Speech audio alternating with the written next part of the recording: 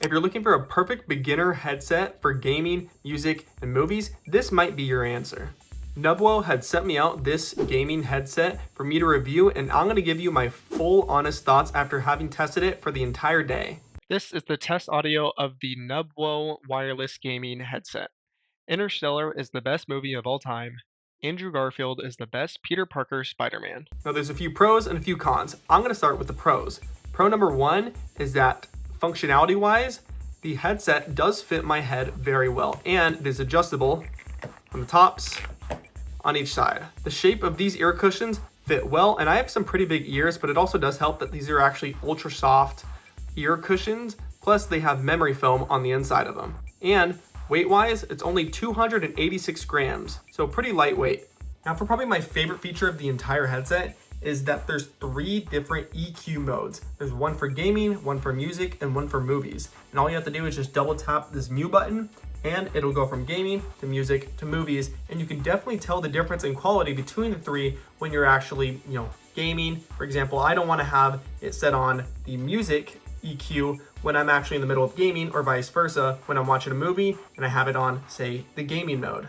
Another cool thing about this headset is that it is wireless, right? It connects to USB-C, and while the headset did come with certain cables, such as a USB-A to USB-C cable, as well as a USB-C to 3.5 millimeter audio jack cable, if you wanted to use it, wired, this headset can be used wirelessly. It does come with a USB-C dongle as well as a USB-A dongle, and you can see right here, I have it in the back. It's 2 different dongles that are a part of each other. The core part about this headset being wireless is not only can you connect it wirelessly to your PC, but you can also connect it to your phone, either be through wired or through wireless, through Bluetooth. Because that dual connectivity mode, you can actually have, say for example, your 2.4 gigahertz USB receiver hooked up to the PC, and you could have the other USB-C connected to your phone. So for example, if you're gaming and you get a call, you'll actually switch from your PC to your phone, and you'll actually pick up that call. But overall, the quality on this headset is actually a lot better than one might expect. I was actually able to hear footsteps quite well on any of my games that had shooting on it, and the bass on these headphones is actually really good for the music and the movies.